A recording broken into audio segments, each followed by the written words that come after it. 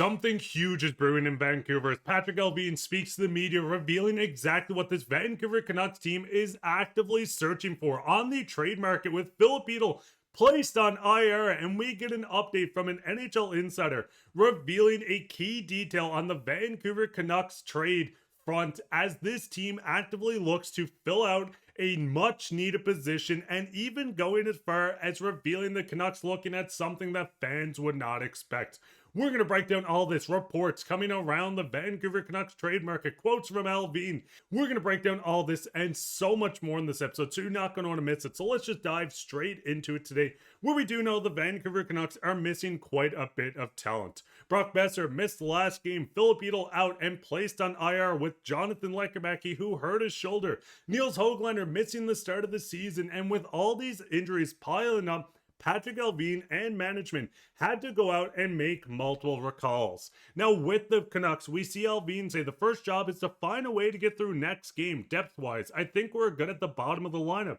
It's more about how we get the skill guys for the top six that is the challenge. Now we know the Vancouver Canucks went into the game versus the Pittsburgh Penguins with high hopes, with a lot of players called up, not getting the return that they wanted, losing 5-1. Now the big way to look, the Vancouver Canucks are 3-1 on this road trip, winning 3 straight games, dropping a game versus the Pittsburgh Penguins, but with a lot of their absurd lineup called up in the hopes that this would spark something within the group as they are dealing with key injuries. Now looking at the Canucks, there's a lot of positions that need to be filled and a lot of guys that are set to come out. Brock Boeser is someone that's going to join this group going into next game, which is going to be a much needed offensive touch in this top 6. We can see the center depth of Atiratu, Max Sasson, and Neil Zaman. Listen, all 4 great players, or 3 great players, but the biggest thing with the Canucks is 3 of these guys might not be what you want going into a crucial season as the Canucks inspired to make a run. And now this goes straight back to Patrik Allvin. I think there's always been an urgency to add a player, and that's been something we have looked at all summer. I would say this probably makes me look at other things I might not have looked at before. Now with the Canucks, we know going into the season, we know Pettersson and Filip Chytil were the 1 and 2C on this lineup. Now with Patrik Allvin being out without Filip Chytil, and we don't know the extent of this injury, if Filip Chytil is out of this lineup for quite some time, the Vancouver Canucks are going to have to hit the market to get a center. And this is where things get even crazy, where Allvin goes out to say maybe we're looking at different things. Now, a lot of people might look at this and say, hey, Filip Chytil was set to be the 2nd C, so maybe the Canucks were looking at a 3C. But with this, with many different options, maybe the Canucks are looking to just overall add more offensive talent to this group, and that could be a winger, a center, or anything in between. This is the Canucks team that needs to actively get better if they want to compete and continue this bit of a hot run on a 3-1 record.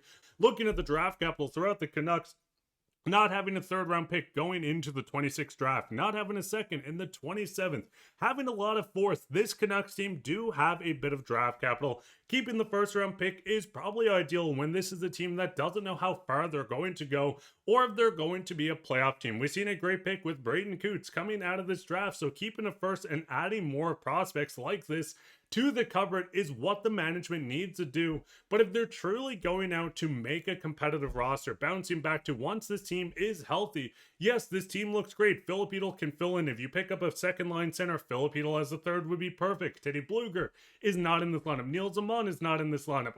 Nils Höglander is not in this lineup. And Brock Boeser is another name. So with the Vancouver Canucks and Patrik Allvin looking to add this talent, they're going to have to pay a pretty penny, as every team in the NHL, it feels like, is searching for the 2nd line center answer, and no one really has the answer.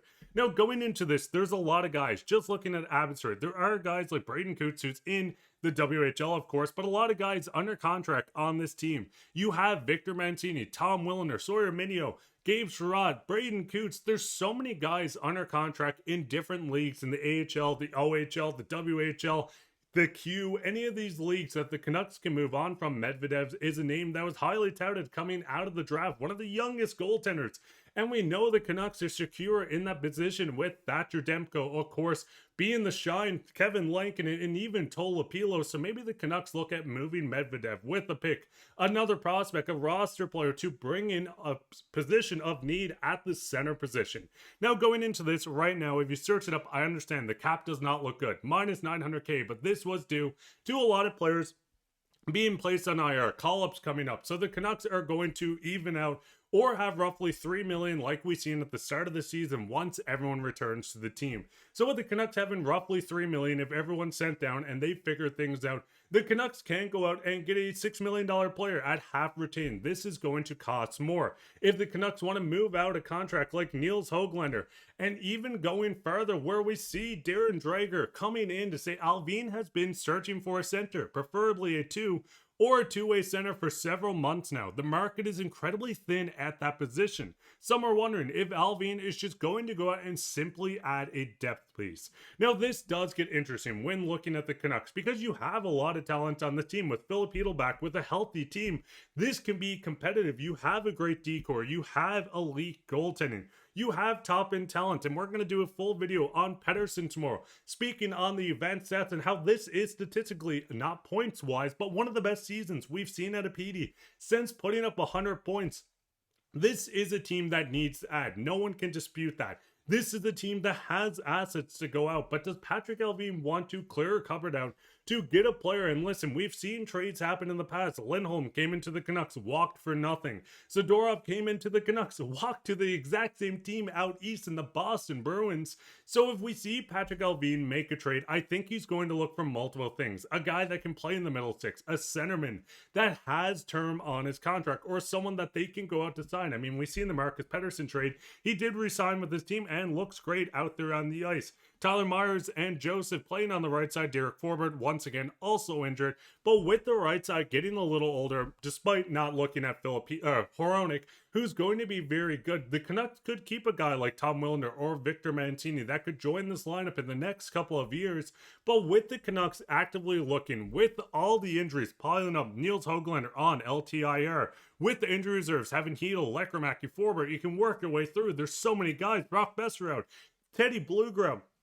This is a Canucks team that has to do something at some point soon. Everything is pointing at a trade that's going to be incoming soon. We're seeing Patrik Allvin saying that the depth, we need to know. We need to get a top 6 guy. You can see Patrik Allvin say the urgency was there all offseason, but now going in without Filip Chytil in this lineup for the foreseeable future, this once again, the urgency gets even higher. Canucks fans, what is your thoughts? Do you think the Canucks should go out and get a top 6 talent? Give up what it takes to bring in a guy, a first-round pick, a prospect, a roster player to bring in what you need. Should they get a depth guy and hope that he jumps up in the lineup? Hugh Suter was a guy that once came in as a depth piece, jumped up in the lineup, and listen, keeping him would have saved a lot down the middle. But when looking at this lineup, something has to give. The management group knows there's urgency and there's going to be a trade at some point. Let me know your thoughts down in the comments. And speaking on comments, let's go into comments today. Coming from 2, we have Tyler and Lions. I heard Breadman Panarin wants out of the Rangers and target Phil Kessel. Listen,